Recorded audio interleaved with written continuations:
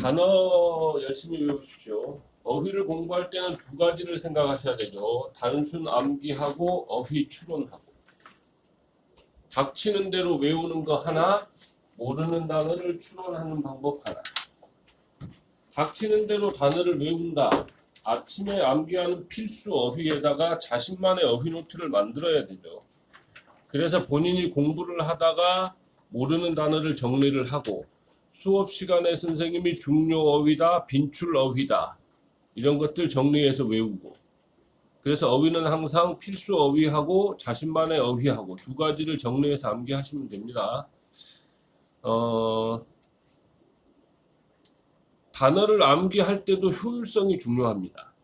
다른 말로 얘기를 하면 모르는 단어를 정리해서 다 외운다 라는 건 비효율이 될 수 있다는 거죠. 모르는 단어 중에서도 외워야 될 필요가 있는 단어가 있고 굳이 암기하지 않아도 되는 단어가 있을 거거든요. 외울 필요가 있는 단어다, 암기하지 않아도 된다라는 건 여러분 개인이 판단해서 정리해서 외우시면 되고, 혹시나 판단이 안 되는 단어가 있다 그러면 저한테 와서 물어보시면 됩니다. 그러면 이 단어는 외우고 이 단어는 외우지 않아도 될 것 같다. 됐니? 그냥 단순하게 그냥 무작정 외워도 상관은 없고. 됐죠? 그 다음, 단순하게 단어를 외울 때 여러분들이 어려움을 겪는 게 있죠. 어려움을 겪는 첫 번째는 여러 가지 뜻이 있을 때 그 중에 어떤 뜻을 암기를 해야 될 것인가. 너네들 그거 되게 불편하다 하잖아. 그리고 아무 생각 없이 그냥 다 외우려고 하잖아. 왜 다 외우려고 하지? 이 뜻으로 외웠더니 어느 순간에는 저 뜻으로 쓰이고, 저 뜻으로 외웠더니 어느 순간에 이 뜻으로 쓰이고.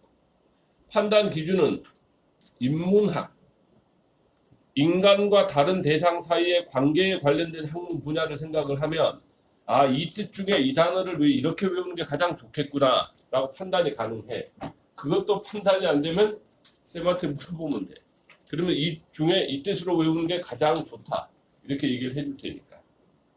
그 다음, 어휘를 추론할 때 독해를 하는데 모르는 단어가 나왔어. 모르는 단어를 뜻을 정확하게 맞춘다는 건 거의 불가능에 가깝죠. 그래서 정확하게 맞춘다라고 접근을 하는 게 아니고, 모르는 단어가 나왔을 때 이 단어는 어떤 의미를 지닐 것인가를 큰 틀에서 생각을 하는데, 그 큰 틀은 양면성.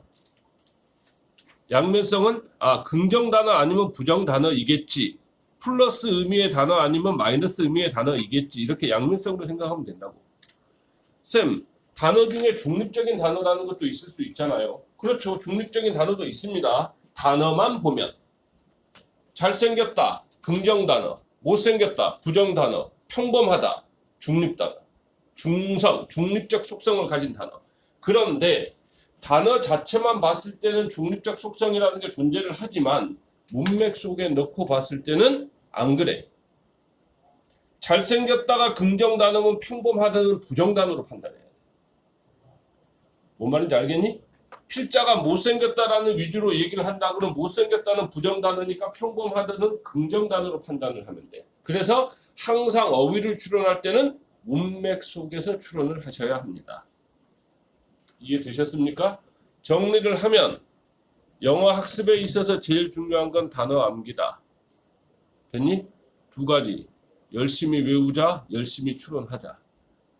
그리고 세부적인 것들은 조금 전에 설명한 대로 기억해서 하면 될 거야. 이해되셨죠? 자, 모의고사 해설합니다. 7월 교육청, 인천시 교육청이죠. 올해도 어김없이 인천시 교육청은 삐딱선을 탔습니다. 도표가 2번으로 답이 나온다거나 이런 식으로. 듣기를 하면서 풀 수 있는 문제 25, 26, 27, 28, 18, 19. 듣기를 잘하는 사람들은 더 풀 수 있으면 더 푸는 게 좋아. 듣기를 하면서 많이 풀수록 고난도 문제에서 투자할 시간은 더 많이 확보가 될 거니까. 이해됐니? 나중에 가면 최후의 시험 전략은 시간 확보 전략이 돼야 돼. 왜냐 그러면 너네들이 아무리 어려운 지문도 시간이 있으면 풀어낼 수 있을 거거든. 시간이 없어서 못 푸는 거야. 예를 들어 10분이 있으면 풀 수 있는 문제인데 5분이 있으면 못 푼다. 이렇게 되는 거야. 왜냐 그러면 그동안 계속 배운 것들을 다 거기다 써먹을 거니까. 이해가 안 되는 부분이 있으면 이해가 안 되는 부분을 이해하는 방법도 써먹고, 모르는 단어가 있으면 모르는 단어를 추론하는 방법도 써먹고. 그러려면 시간이 필요하죠. 그래서 안정적 1등급을 목표로 하는 학생들이 있다 그러면 무조건 시간 확보 전략이 제일 중요한 전략이 될 겁니다. 그러려면 여러분들이 기본적으로 잘할 수 있는 유형은 정확하면서도 빠르게 푸는 훈련을 해야 되죠. 당연히 효율적 독해가 바탕이 돼야 될 거고요.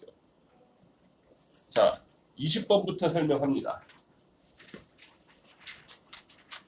주장 추론 거의 대부분 다 맞추셨을 겁니다. 그런데 맞았다 틀렸다 보다도 얼마나 효율적으로 풀어서 맞췄느냐가 중요하겠죠. 첫 번째로 해야 될 일은 선택지에서 대상을 잡는 겁니다. 대상은 작가 플러스 글쓰기 이렇게 잡으셨으면 잘 잡으셨습니다. 선택지를 읽으면 이거는 작가와 글쓰기에 관련된 글이구나. 그리고 플러스 물음표. 됐니? 작가 플러스 글쓰기 플러스 물음표. 답은 물음표가 결정한다. 그래서 추론 독해에서는 대상을 몰라도 상관없다 그랬잖아. 대상이 중심 대상이 되는 단어를 몰라도 상관없다 그랬지. 모르는 단어가 중심 대상이야. 그럼 A로 잡아. A. A의 기능을 얘기하느냐, A의 역할을 얘기하느냐, A의 장점을 얘기하느냐, 장점, 기능, 역할 이런 것들이 답을 결정하는 요인이니까. 즉 물음표가 답을 결정하는 요인이니 추론 독해에서는 대상을 몰라도 풀 수 있다라는 걸 기억하셔야 됩니다. 됐나요? 자, 두 번째로 해야 될 일은 지문을 처음부터 읽어서 푸는 게 가장 효율적이다라는 거죠. 물론 글 아랫부분으로 가서도 충분히 풀 수 있는 건 알고들 계실 겁니다. 그런데 중요한 건 제가 항상 강조하는 거 있죠. 첫 단락부터 답을 고를 줄 알아야 추론 능력이 생긴다. 마지막으로 갈수록 추론 능력은 안 생긴다. 됐니? 3, 4등급을 목표로 하면 추론 능력 없어도 돼. 됐니? 왜냐 그러면 정보 확인만 해서 풀 수 있으니까. 지금은 3등급은 좀 까다롭겠네. 추론 능력이 없으면. 근데 우리에게는 찍기 신공이 있잖아. 그래서 3등급을 만들 수 있게 되겠죠. 첫 단락은 첫 문장입니다. 첫 단락은 첫 문장. 이유는 두 번째 문장을 보시면 대명사나 지시사나 연결사가 없습니다. 즉 앞문장이랑 연결된다는 뉘앙스가 없죠. 그래서 첫 번째 문장이 첫 단락이 되겠습니다. 첫 번째 문장만 가지고 답을 고를 수 있으면 가장 효율적으로 잘 푼 거죠. 자, 갑니다. 첫 문장. 첫 문장은 의미 덩어리가 두 개입니다. 워크부터 북스토어까지, 엔드부터 끝까지. 서점으로 걸어 들어가라. 그러면 너는 보게 될 거다. 어떤 작가들이 전체 선반을 가지고 있다. 작가가 서점 안에 있는 책장 전체를 가지고 있다. 됐니? 비유적 표현이 되겠죠. 이걸 가지고 추론을 하셔야 됩니다. 1, 2, 3, 4, 5번으로. 됐니? 물론 추론을 할 때는 작가와 글쓰기라는 대상을 가지고 추론하셔야 됩니다. 어떤 작가가 서점 안에 책장 전체를 가지고 있다는 말은 작가의 책으로 가득 채워져 있다는 뜻이 되겠죠. 그러면 작가가 글쓰기를 어떻게 해야 된다는 뜻이냐? 1번. 많이 써야 한다는 뜻이 될 겁니다. 이해하셨나요? 한 단락 더 읽어보면 두 번째 문장이 두 번째 단락입니다. 왜냐하면 세 번째 문장에 대명사, 지시사, 연결사가 없잖아. 즉 두 번째 문장과 연결된다는 근거가 없으니까. 두 번째 문장 읽어보면 세 덩어리죠. 주어 부분 북까지 한 덩어리, find까지 두 번째 덩어리, 끝까지 세 번째 덩어리. 해석하면 just one book을 가진 작가는 발견하기 어렵다. 어디서? 서점에서. 앞에 걸 끌어와서 이해를 하셔야 되니까. just one book을 가진 작가는 서점 안에 걸어 들어가서 선반을 뒤적거려 봐도 find 하기가 어렵다는 거야. 그리고 디지털 셀프 스페이스, 즉 인터넷 서점에서도 마찬가지일 거다. 이해되셨죠? 많은 글을 쓴 작가가 대중들한테 알려진다라는 얘기가 되겠죠. 그래서 답은 1번이 되겠습니다. 두 번째 문장까지 가면 1번이 답이다라는 걸 좀 더 확신할 수는 있지만 추론 능력은 더 떨어지게 되는 거야. 첫 번째 문장으로 답을 고를 줄 알아야 추론 능력이 좋아지는 거고. 이해되셨나요? 22번 문제로 갑니다. 선택지에서 찾아보면 직원과 관리자에 대한 글입니다. 물론 둘 다 조직에 속하는 거예요. 22번 문제입니다. 됐니? 직원을 중심 대상으로 얘기를 하면 답은 1, 3번을 고민하셔야 될 거고, 관리자를 대상으로 중심 대상으로 얘기를 하면 2, 4, 5번을 고민을 하셔야 될 겁니다. 자, 지문의 첫 단락은 위에서 아래로 11번째 줄까지입니다. 11번째 줄 in another company까지가 한 단락입니다. 이유를 설명합니다. 첫 번째 문장 마지막에 보면 물음표가 붙어 있습니다. 묻기라는 뜻입니다. 당연히 그 다음 단락은 답하기가 되겠죠. 묻고 답하기 구조입니다. 지문 구조가. 묻고 답하기는 하나의 의미 덩어리겠죠. 이해되시죠? 그 다음 문장, 세 번째 문장에는 this가 있습니다. 세 번째 문장에는 this가 있고요. 당연히 세 번째 문장도 의문문이니까 네 번째 문장하고 연결이 돼야 됩니다. 그래서 11번째 줄까지가 첫 단락이 되겠습니다. 그러면 당연히 그 아래 두 번째 단락에서 답을 골라도 상관은 없습니다. 모든 단락은 다 같은 의미니까. 됐나요? 그러면 첫 단락 11번째 줄까지 다 읽어야 되느냐? 그렇지 않습니다. 첫 번째 문장만 가지고도 답을 고를 수 있습니다. 즉 물음표가 있는 첫 문장만 가지고도. 쌤, 그러면 첫 단락을 전부 다 읽지 않고 답을 고르게 되는 거 아닌가요? 예, 그렇습니다. 그러면 개념적 근거가 있나요? 당연히 있겠죠. 개념적 근거는 묻기는 핵심이다라는 개념 때문입니다. 쓰세요. 아니, 거기다 쓰시면 안 보게 될 테니까 개념 교재에다 쓰세요. 개념 교재에다 쓰세요. 141페이지나 141페이지 아래 여백 정도나 여기다 쓰시면 되겠죠.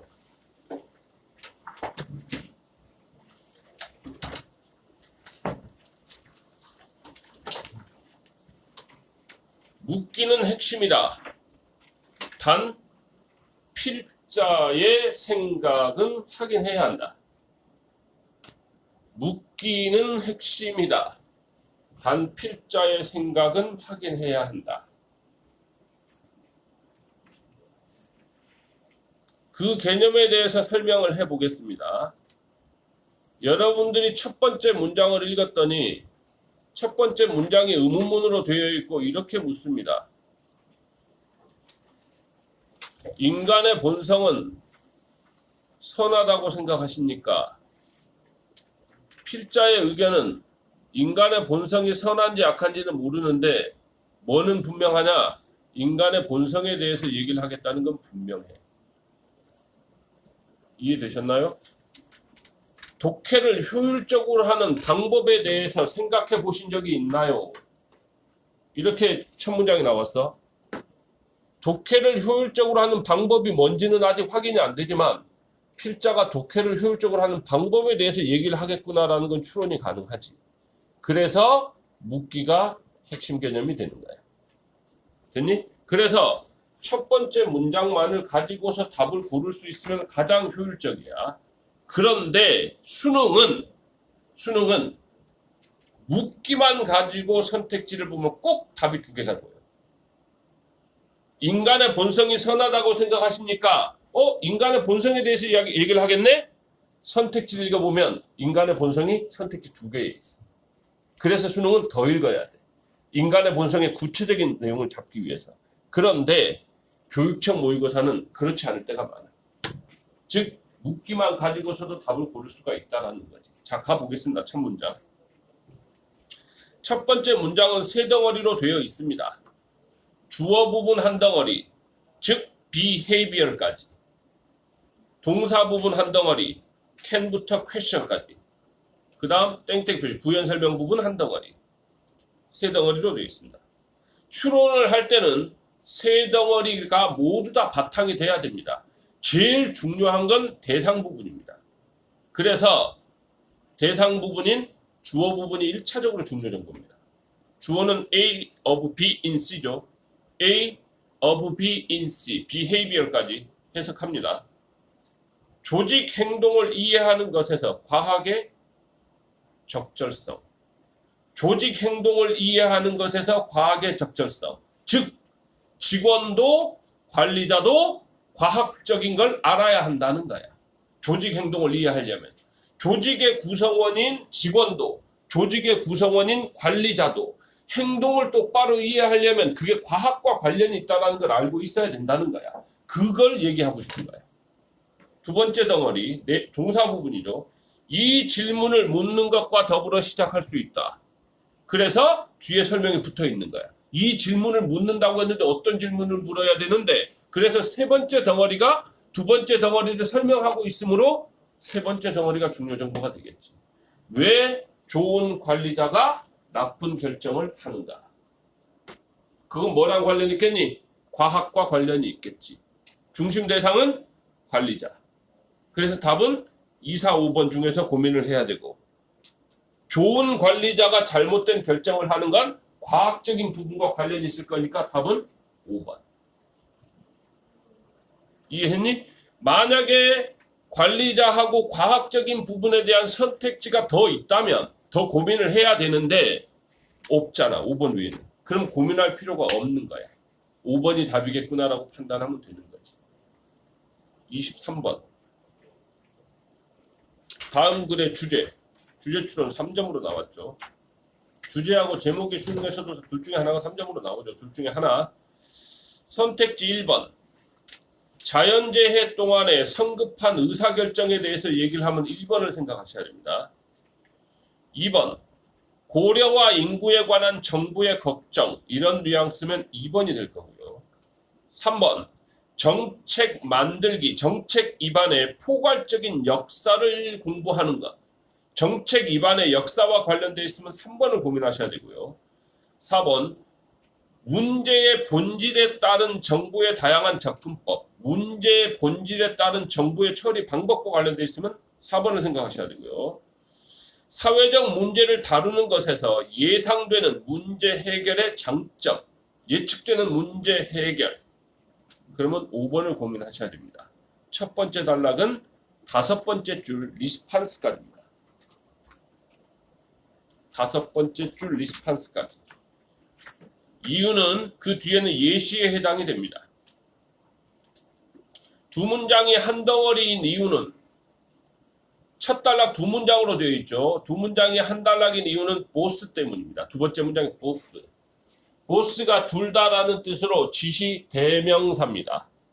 보스가 가리키는 두 대상은 앞문장에 있는 두 대상이 될 겁니다. 자, 여기서 여러분이 좀 알아두셔야 될 게 하나가 있습니다. 보스란 단어만 쓰이면 지시대명사인데 보스 뒤에 A and B가 붙으면 앞에 거하고 아무 상관이 없는 등위상관 접속사입니다. 지시대명사가 아니고 보스 A and B 구조로 쓰이면 등위상관 접속사가 됩니다. 보스만 쓰이면 지시대명사라서 앞문장하고 연결이 됩니다. 그런데 보스 A and B로 쓰이면 등위상관 접속사라서 앞문장하고 아무 상관이 없고 그 문장만 의미가 있습니다. 개념교재 104페이지 보시면 아래쪽에 나와 있습니다. 개념교재 104페이지 잠깐만 보도록 하겠습니다.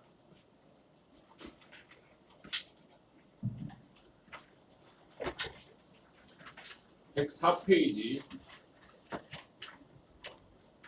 저 아래쪽에 보시면 양괄호 5번에 보스 A and B 있죠. 이거 등위상관 접속사에 해당이 됩니다. 됐지? 조심하세요. 자, 문제 풀어보겠습니다. 첫 번째 문장은 두 덩어리로 되어 있습니다. 내추럴부터 프라블럼즈까지 한 덩어리, 대부터 끝까지 두 번째 덩어리. 해석합니다. 자연재해와 고령화는 두 가지 문제다.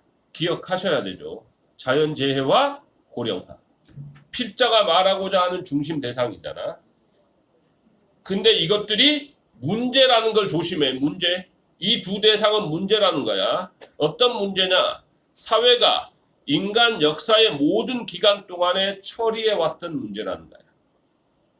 그 다음 정부는 두 가지에 대해서 반응을 해야 된다는 거야. 즉 정부가 자연재해에 대해서도 반응해야 되고 고령화에 대해서도 반응을 해야 한다. must 의무조동사를 썼죠. 반드시 해야 한다는 뜻이죠. 그러나 그들의 동력은, 정부의 동력은 전적으로 다양해야 한다는 거야. 문제에 대한 해결로 접근을 할 때, 반응을 할 때 완전히 다양해야 된다는 거야. 답 골라볼까요? 답은 4번이 되겠습니다. 정부의 다양한 접근법. 그런데 쌤, 필자가 말하고자 하는 중심 대상이 자연재해와 고령화인데 자연재해와 고령화가 선택지 4번에는 없지 않나요? 아닙니다. 선택지 4번에 프라블럼이 자연재해와 고령화를 가리킵니다. 왜냐 그러면 첫 번째 문장 첫 덩어리에서 얘기했잖아. 자연재해와 고령화는 문제다. 됐니? 사회가 역사 전반에 걸쳐서 다뤄왔던 문제다. 즉 모든 정부는 항상 두 가지 문제를 다뤄왔다는 거야. 그래서 그 두 가지 문제를 프라블럼이라고 표현을 한 거야. 이해하셨나요? 그냥 읽으면 안 보여. 그런데 기억을 하고 연관이 있을 거다, 첫 단락으로 고를 수 있을 거다, 이런 개념적 근거가 있어야 좀 더 차분하게 접근이 가능해지는 거야. 이해하셨나요? 24번 제목 추론. 선택지 1번 소외된 어제, 특권이 있게 되는 오늘. 과거에는 소외됐다는 말이고 현재는 특권을 지니게 됐다는 말이 되겠습니다. marginalize란 단어. 주변, 가장자리란 뜻이죠. 인문학에서는 소외되다란 뜻이 되겠지. 인문학은 인간과 다른 대상과의 관계를 얘기하는 말인데 인간과 다른 대상과의 관계에 관련된 현상 중에서 마진이란 말은 가장자리를 뜻하는 말이니까 중심부에 있는 대상들은 아니란 얘기잖아. 그래서 소외되다는 말이 되는 거야. 됐니? 소외된 대상들 사이의 관계를 주로 나타내는 말이 될 테니까. 마진이란 단어가 이윤을 남기다, 이익을 남기다라는 뜻이 있다는 것도 아시죠? 그건 경제나 상업 지문에서 그렇게 쓰이는 거고 대부분 다 소외되다 또는 주변 자리에 있다 또는 가장 자리에 있다, 센터에서 벗어나다라는 의미로 주로 쓰입니다. 됐니? 이윤이나 이익보다 됐니? 2차적인 의미, 가장자리에 있게 되다, 벗어나게 되다, 중심부에 있지 않다, 이런 뉘앙스가 훨씬 많이 쓰이는 단어입니다. 왜? 경제와 상업 지문은 많이 안 나오니까. 2번 손상 기반 연구가 백파이어 할 수 있는 방법. 백파이어란 단어 모르시죠? 당연히 긍정 뉘앙스일 건지 부정 뉘앙스일 건지로 판단하라 그랬죠. 모르는 단어가 나오면. 됐나요? 일단은 대상만 기억해. 데미지 손상 연구. 3번 연구. 4번 소수의 젊은이들을 위한 다양한 시대 다양한 교육. 5번 젊은 세대들 사이에 다양성의 성장. 다양성에 대한 거죠. 첫 단락은 네 번째 줄까지입니다. 네 번째 줄까지. 즉 첫 문장이 첫 단락이죠. 왜? 두 번째 문장에 대명사, 지시사, 연결사가 없잖아요. 그래서 첫 번째 문장만 가지고 답을 고를 수 있으면 가장 깔끔하게 잘 푼 겁니다. 첫 문장입니다. 학자 ET는 주장한다. 뭐라고 주장하느냐? 연구자들이 move away from A 해야 된다는 거야. researcher, 연구자들은 move away from A, A로부터 분리되게 이동해야 된다는 뜻이야. 그 말은 A로부터 벗어나다는 뜻입니다. 그러면 A로부터 벗어난다는 말은 A를 하지 않는다는 뜻입니다. 중심 대상이 연구자니까 연구자가 A로부터 벗어난다는 말은 A에 대해서 연구해서는 안 된다는 뜻입니다. A로 해서는 안 된다는 뜻이 되겠죠. 따라서 그녀가 손상 기반 연구라고 부르는 것으로부터 멀어지도록 촉구한다. 됐니? 5월 또는 뒷부분 5월부터 끝까지는 당연히 그 앞에 있는 손상 기반 연구와 관련된 설명을 할 겁니다. OR이 붙어 있으니까 따라서 여기는 무시하셔도 됩니다. 현재까지는 2번이 답입니다. 손상 기반 연구에 대해서 얘기를 하니까 됐니? 그러면 여기로부터 벗어나라고 했지. 그러면 손상 기반 연구에 대해서 긍정성으로 얘기하는 거야? 부정성으로 얘기하는 거야? 부정성으로 얘기하는 거지. 이제 백파이어라는 단어 봐봐. 백이라는 단어가 붙어 있으니까 마이너스적 의미일 거 아니야. 아, 부정적인 의미가 되겠구나. 따라서 답은 2번이 확실하겠네. 백파이어라는 단어를 정확히 몰라도 이렇게 판단하시면 됩니다. 백파이어는 중요 단어고요. 반드시 암기하셔야 될 단어입니다. 역효과를 나타내는 뜻입니다. 시험지에다 써놔봐야 안 외운다니까 니네들. 왜 그렇게 비효율적으로 공부들을 하니? 자신만의 학습 노트, 어휘 노트 이런 걸 만들어서 거기다가 정리를 해서 그걸로 공부를 해야지. 시험지는 한번 보고 나면 다 버려야 될 문제잖아. 자신만의 어휘 노트를 만들어서 또는 개념 노트, 학습 노트를 만들어서 거기다가 정리해. 모든 과목을 다. 그래서 항상 그것만 가지고 공부를 하겠다는 생각으로 만들어. 됐니?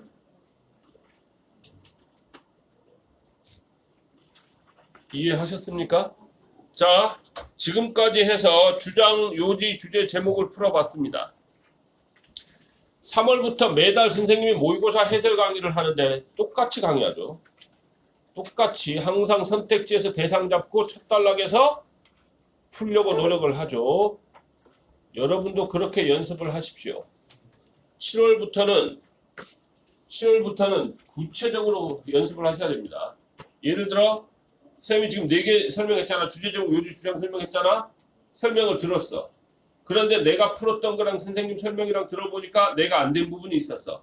그러면 8월 모의고사 때까지 그거 연습하면 돼. 아, 주제, 제목, 요지 중에서는 첫 단락으로 추론하는 걸 좀 더 신경 써서 연습을 해야 되겠구나. 그렇게 해서 8월 달에 그렇게 연습해서 풀어내면 되지. 됐나요? 끝. 장문 3문항. 장문 3문항은 여러분이 풀어보시면 되겠습니다. 자, 개념만 간단하게 얘기를 하면 43, 44, 45번 순서로 되어 있는 건 문제 답 결정 순서야. 그러니까 답이 43번이 제일 먼저 나와야 돼. 그 다음에 44번, 그 다음에 45번. 되니? 이런 순서로 답은 나오면 되고, 답은 그런 순서로 나와야 되지만 세 문제를 동시에 푸는 풀이 과정의 순서는 또 다르지. 개념교재 150페이지에 있습니다. 개념교재 150페이지. 풀이 과정은 150페이지에 있습니다.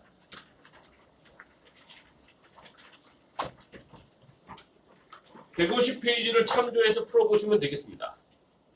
됐나요? 답을 구하는 순서는 43, 44, 45 순서대로 답을 구하면 되는데 풀이 순서는 답을 구하는 순서랑 다르다니까. 그래서 150페이지를 참조해서 읽어보고 숙제한 다음에 그에 맞춰서 깔끔하게 푸시면 됩니다. 장문 3문항은 정확성과 더불어 신속성까지 가지셔야 됩니다. 그러니까 정확하게 풀면서도 빨리 풀어서 시간을 많이 벌어주는 유형이 돼야 된다는 뜻입니다. 됐나요? 장문 3문항도 EBS 교재로 연습 한번 해보시면 됩니다. 영어 독해 연습 교재 9강부터 해서 보시면 거기에 장문 3문항이 나와 있습니다.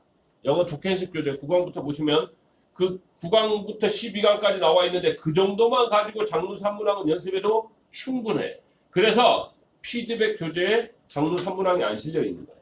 굳이 필요가 없기 때문에. 알아들었니? 다시 장문 3문항을 공부를 할 때는 정확성과 신속성 두 가지가 모두 돼야지 제대로 훈련이 된 거야. 정확하게 풀었는데 시간이 막 10분씩 걸린다. 잘못된 거야. 그건 잘못하고 있는 거야.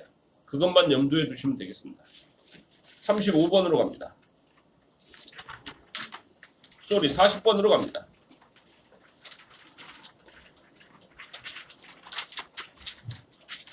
요약문 완성 유형이죠.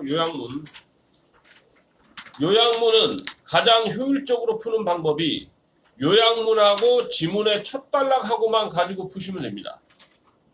지문의 첫 단락은 여섯 번째 줄, 일곱 번째 줄, so to speak까지입니다. 일곱 번째 줄, so to speak. 제일 처음부터 일곱 번째 줄, so to speak까지가 첫 단락입니다. 그래서 그 첫 단락하고 요약문만 가지고 푸시면 가장 효율적으로 잘 풀 수 있죠. 됐나요? 자, 요약문으로 갑니다. A가 포함된 덩어리입니다. A가 포함된 덩어리. 바로 앞에 더 커뮤니케이션부터 그 다음 줄 커뮤니케이션까지입니다. A가 포함된 덩어리는 더 커뮤니케이션 파트너부터 그 다음 줄 커뮤니케이션까지입니다. 해석해 보겠습니다. 커뮤니케이션 파트너들은 그들의 관계를 A한다. 여기까지네. 릴레이션십까지 첫 덩어리라고 보면 되겠다. 디터민이 중심 동사니까. 디터민이 중심 동사의 앞에 A가 동사고 디터민이 동사인데 두 동사 사이에 접속사가 없잖아. 그러면 디터민이 중심 동사잖아. 그러면 의미 덩어리는 접속사부터 중심 동사 앞에까지잖아. 지금 제가 말하고 있는 개념은 104페이지에 나와 있습니다. 개념 교재. 104페이지 잠깐만 보겠습니다.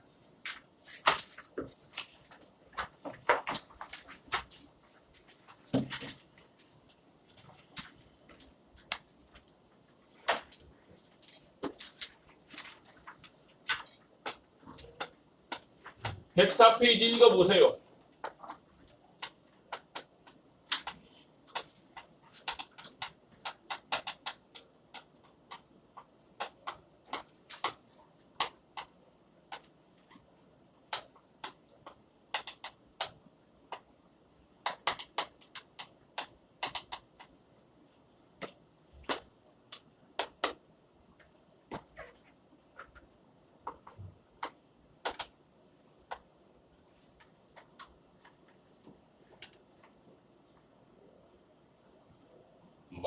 맞죠?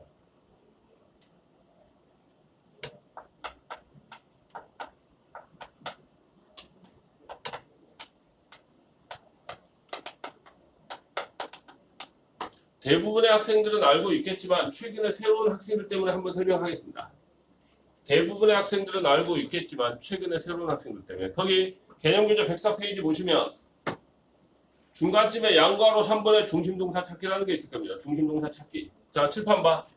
여기가 첫 번째 동사예요. 빈칸에 들어갈 말이. determine이 결정하다라는 두 번째 동사야. 됐니? 중심동사 찾기 개념 봤니? V1과 V2 사이에 접속사 없지. 접속사는 여기에 생략돼 있으니까. 접속사 없으면 어떤 게 중심동사다? 뒤에 게 중심동사다. 그렇게 나와 있죠. 얘가 중심동사입니다. 그리고 그 앞에 게 주어 부분입니다. 됐니? 자, 개념 5 봐봐. 양괄호 5번. 의미덩어리 묶기라고 되어 있는 부분 봐. 의미덩어리 묶기에서 단괄호 1번. 단괄호 1번 봐봐. 뭐라고 되어 있니? 접속사부터 중심동사 앞까지라고 되어 있지. 칠판 봐.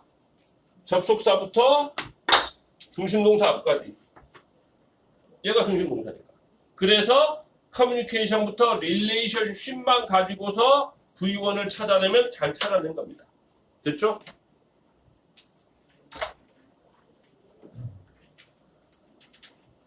(104, 105페이지) 외우시고 106, 107, 108페이지에 예문 나와 있습니다. 106, 107, 108페이지에 예문 나와 있습니다. 그 예문으로 연습해 보시면 되겠습니다. 예문으로 연습하다가 잘 안 되는 게 있으면 저한테 개별적으로 물어보시면 되고요. 104, 105페이지 암기하시고 106, 107, 108페이지에 21개의 예문이 나와 있습니다. 그 예문을 가지고 연습하시고 됐나요? 이해가 안 되는 건 물어보시고 기존에 훈련이 다 되어 있는 분들은 실전 문제에서 연습하세요. 문제를 풀면서. 실제로 문제를 풀 때 그때 연습하시면 되죠. 자, 간다. 칠판 보실래요? V1과 관련된 중심 대상은 커뮤니케이션 파트너입니다. 그래서 첫 단락에서 커뮤니케이션 파트너를 찾으셔야 합니다. 됐나요? 찾으세요. 첫 문장에 있잖아. 첫 문장에. 자, 가겠습니다. 커뮤니케이션은 인플루언스 영향받는다. 파트너가 그들의 관계를 정의하는 방법에 의해서. 파트너가 그들의 관계를 정의하는 방법에 의해서. 자, 여기 봐. 파트너가 그들의 관계를 정의하는 방법. how랑 the way랑 같은 말입니다. how도 방법, the way도 방법. 됐나요? 따라서 V1에 들어갈 말은 define이 들어가면 됩니다. define, 정의하다. 정의하다. 뜻을 정하다. 정의하다는 말이 빨리 이해가 안 되는 사람은 쌤이 정하다라고 외우라고 그랬죠. 정하다. 의자 빼고 그냥. 됐니? 정하다라고 외우면 되는 거야. 그러면 정하다와 관련된 건 1번 인식하다, 2번 묘사하다, 3번 조작하다, 4번 규제하다, 5번 발달하다. 답은 1, 2번. 관계를 정의한다는 말은 관계를 인식한다는 말, 관계를 묘사한다는 말과 같은 말이야. 너하고 나하고의 관계는 연인이다라고 정의를 한다. 너하고 나하고의 관계는 연인이라고 인식하는 거야. 연인이라고 묘사하는 거야. 그게 바로 그렇게 정한다는 말과 똑같은 말이야. 인식하는 거고 묘사한다는 말이. 이해됐니? 너네들이 평상시에 인식하다와 묘사하다와 정의하다가 비슷한 말이지 유사한 단어지라고 얘기하면 대답 못해.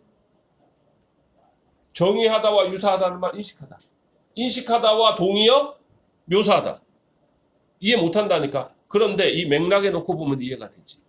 커뮤니케이션 파트너가 그들의 관계를 인식한다. 그들의 관계를 머리로 인식한다는 말이 그들의 관계를 정한다는 말하고 똑같잖아. 그래, 맥락 속에서 같은 말이 되는 거야. 그래서 어휘를 추론할 때는 항상 문맥 속에서 추론을 해야 되는 거야. 이해되셨나요? 그래서 답은 1, 2번입니다. 그 다음 B. B가 포함된 덩어리는 symmetric, 요약문으로 갑니다. symmetrical communication부터 between them까지입니다. 그 덩어리만 가지고서 B를 풀어내면 깔끔하게 잘 푼 겁니다. B와 관련된 중심 대상은 symmetrical communication입니다. 대칭적 커뮤니케이션은 평등성의 추구에서 맴돈다. revolve around A 주위에서 회전하다 이런 말이야. A 주위에서 회전한다는 말이 맴돈다라는 뜻이야. 됐니? 맴돈다는 말을 쉽게 얘기하면, 좀 어렵게 얘기하면 중심을 기준으로 해서 움직인다는 뜻입니다. 맴돈다는 말은 어떤 중심을 기준으로 해서 움직인다 이런 뜻입니다. 이해되셨죠? 그리고 그들 사이에 커뮤니케이션 파트너들 사이에 비한 상호작용. 1번이 답이면 상응하는 상호작용이고 포스포는 지체된 상호작용이에요. 두 단어는 반이야. 상응하다의 반대말이 지체하다. 이해되니? 이해 안 되지? 그 두 단어만 보면. 상응하다는 말의 반대말은 응하지 않다가 반대말이겠지. 지연시키다가 반대말이라는 건 이해가 안 되잖아. 그런데 봐봐. 문맥 속에 넣고 보면 반대말 맞지. 한 사람이 어떤 반응을 보이면 상대방이 그에 따라서 응하는 거고, 어떤 사람이 어떤 반응을 보이면 상대방은 그에 따라서 응하는 거고, 서로 응하는 게 상응하다는 뜻이잖아. 관계 상호작용이 지연된다는 말은 상응하지 않다라는 말이야. 그래서 반응한 거야, 두 개가. 이해됐냐? 자, 첫 단락으로 올라가. 시메트리컬 커뮤니케이션을 찾는 거야. 바로 다음 문장에 있네. 만약 그 커뮤니케이션이 시메트리컬 하다면 이것은 의미한다. 뭘 의미하느냐? 두 커뮤니케이션 파트너가 이퀄리티에 대해서 노력을 한다는 거고, 그건 아까 있었지 밑에. 그 다음에 그에 맞게 행동한다는 거야. 그에 맞게 상호작용한다는 말은 상응하다라는 뜻이 되겠습니다. 됐나요? 따라서 답은 1번이 되겠습니다. 저는 지금 설명하느라고 많은 말을 했는데 문제를 푸는 여러분들 입장에서는 깔끔하게 풀면 1분 안에 답을 고를 수 있겠죠? 1분 안에. 3점짜리 요약문이네요. 왜 3점짜리인지는 모르겠습니다. 3점의 가치가 과연 있을지. accordingly라는 단어 알고 계십니까? 제가 이거 여러분한테 외우라고 했죠. according to A로 외우라고 했죠. according to A. A에 따르면. 그 다음에 accordingly, 그에 맞게라는 뜻인데, 그에 맞게라는 말은 인과관계 부사입니다. 그 결과로라는 말과 같은 말입니다. accordingly란 부사 은근히 as a result처럼 툭툭 쓰입니다. 잘 알아두시면 좋겠습니다. 다음 35번 문제로 갑니다. 무관한 문장 고르기입니다.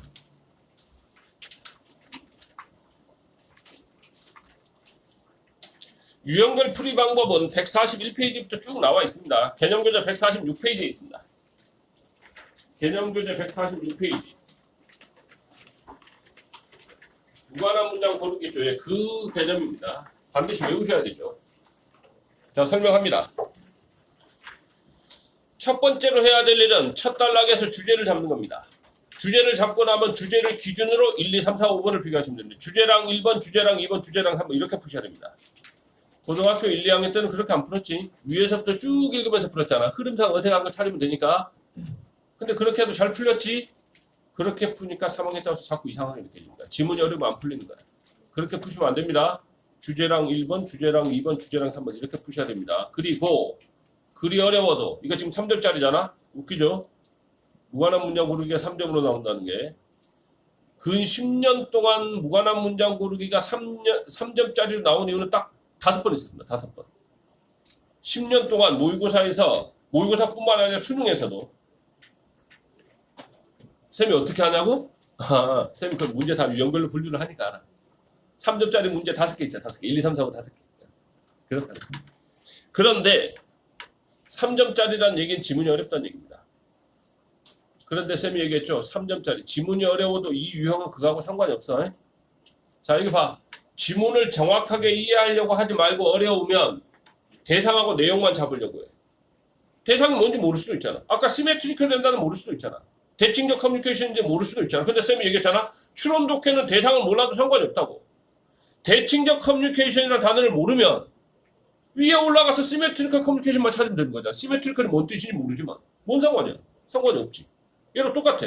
그래서 대상이 보이면 대상의 뜻을 몰라도 아 이런 대상으로 얘기를 하는구나 라고 잡고 넘어가면 돼. 내용. 아 이런 내용으로 얘기를 하는구나. 자 갑니다. 첫 번째 문장이 첫 덩어리입니다. 첫 번째 문장은 첫 단락인데 세 덩어리로 나눠집니다. 첫 덩어리는 컨텍스트까지 인위치가 접속사이기 때문입니다. 두 번째 덩어리는 인위치부터 풀필까지. 세 번째 덩어리는 the burdensom부터 끝까지. 이해됐지? 세 덩어리로 되어 있습니다. 야 아들, 두 번째 덩어리가 하는 역할이 뭐요? 두 번째 덩어리가 하는 역할. 첫 번째 덩어리 설명하는 거야. 됐니? 세 번째 덩어리가 하는 역할은 두 번째 덩어리 설명하는 거야. 독해할 때 그렇게 해석을 해야 된다고. 자, 첫 덩어리 한 상황에서 두 번째 덩어리가 어떤 상황인지를 설명하고 있어. 두 번째 덩어리 동사가 is야. 주어는 A2 플러스 R B as C.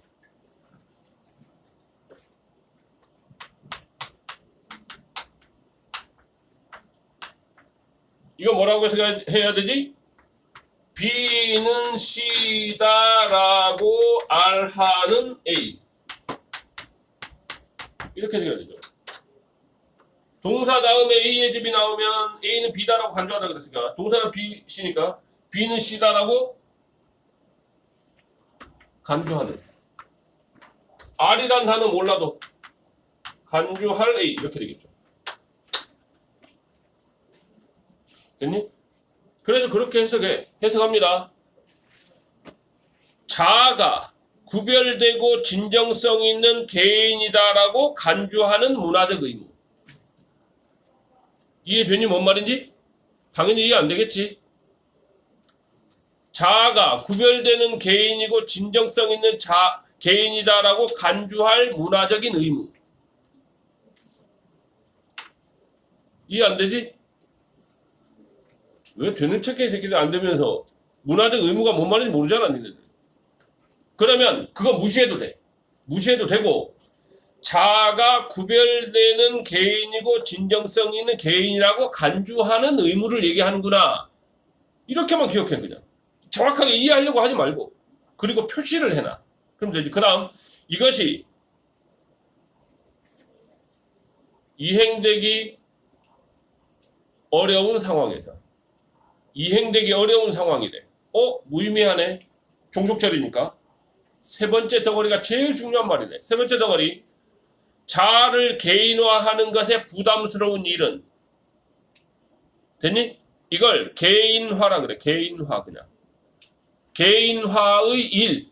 일이라면 필요 없어. 그냥 개인화라고 하면 돼. 자아를 개인화하는 것에 부담스러운 일. 그러니까 개인화. 개인화는 알고리즘에 대해서 알고리즘 쪽으로 넘어가게 된다. 즉, 너희 머릿속에 기억해야 될 건 개인화하는 일이라고 해도 되고, 개인화라고 해도 되고, 알고리즘으로 넘어간다. 넘어간다는 말은 의존한다는 말이 되겠지. 알고리즘에 의존한다. 의존한다. 그치? 알고리즘이란 말이 뭔 말인지 내가 여러분한테 알아들라고 얘기했었죠. 알고리즘, 시스템, 메커니즘 설명했었죠. 모르면 그냥 알고리즘이라고 해. 그리고 풀어. 갑니다. 1번. The personalization부터 프론트까지 괄호. 그 다음 줄표 괄호. 그 다음 depends on부터 끝까지 괄호. 두 번째 덩어리는 버릴 거야. 줄표는 부연 설명 부분이니까 버릴 거라고. 자, 첫 덩어리. 첫 덩어리 해석하면 개인화를 얘기하는 거야. 이해되니? personalization이니까 이거 얘기하는 거 이거. 되니? 그럼 세 번째 덩어리 depend on 뒤에는 뭘 얘기하면 돼? 얘를 얘기하면 되는 거 아니야. 얘를 얘기하면. 그 depend on 뒤에 봐. 이제 A하고 B잖아? 개성에 다듬어진 알고리즘 구조에 의존한다. 알고리즘 구조에 의존한다는 말이 알고리즘 구조로 넘어간다는 뜻이잖아. 개인화가. 맞잖아. 이해되니? 정확하게 대상이 뭔 말인지 몰라도 의미상으로 비교를 해보면 대충 이 말이 이겠구나라고 추론하는데 아무 어려움도 없다니까. 지문을 이해하려고 하니까 자꾸 어렵게 느껴진다. 두 번째, 2번 문장입니다. as부터 individuals까지 컴마, 그 다음 위부터 끝까지. 자, 이시 가짜 주어네요. to produce A as B네. to produce A as B 뒤쪽에 A가 B다라고 간주하는 거 해석합니다. 디지털 자아가 독특한 개인이다라고 간주하는 것. 이게 개인화를 가리키는 거야. 디지털 자아의 개인화를 가리키는 거야. 디지털 자아가 독특한 개인이다. 맞잖아. 다른 사람하고 구별되는 개인이라 뜻이니까 독특한 개인이란 말은. 그러니까 그 사람의 개성을 얘기하는 거잖아. 됐니? 이게 개인화야. 근데 이게 어려워. 됐니? 어렵기 때문에 그래서 어떻게 하느냐? 어렵기 때문에 그 뒤에 봐. 두 번째 덩어리. 우리는 외부로부터 독특한 개인으로서 간주를 하게 된다는 거야. 외부로부터 독특한 개인으로서 간주하게 된다. 그 말은 개인화한다는 뜻이야. 그냥. 됐니? 그래서 이상 없어. 3번. when부터 identity까지. AI 알고리즘이 A about B, 우리 정체성에 관해서 더 많은 걸 알게 될 때 그것은 필수적이 된다. 뭐가 필수적이 되느냐? 정보를 보호하는 것이 필수적이 된다. AI 알고리즘이 우리에 대해서 더 많이 알면 우리 정보 잘 보호해야 된단다. 어이, 관련 있니? 없잖아. AI 때문에 얘는 어느 정도 생각이 들지만 개인화에 대한 얘기를 하는 게 아니잖아. 정보 보호에 대해서 얘기를 하잖아. AI가 나에 대해서 많이 알게 되니까 내 정보 잘 지켜야 되겠군. 끝! 답 3번. 이해되니? 4번. individuality부터 끝까지 한 덩어리네. individuality, 개성. 개인적 속성을 줄여서 개성이라고 하죠. 개인적 속성이 다시 정의되어지는 거야. 뭐로부터? 문화 관행으로부터, 성찰적 프로젝트로부터 어디로? 알고리즘 과정으로. from A to B, A로부터 B로 다시 정의되는 거야. 그러니까 알고리즘 과정에 의해서 정의된다는 뜻이야. individuality가, 개성이. 개인적 속성은 다른 말로 개인화랑 같은 맥락의 말이 되겠죠. 그래서 답은 3번이 되겠습니다. 이해되셨나요? 잠시 쉬었다가 나머지 것들 해보도록 하겠습니다.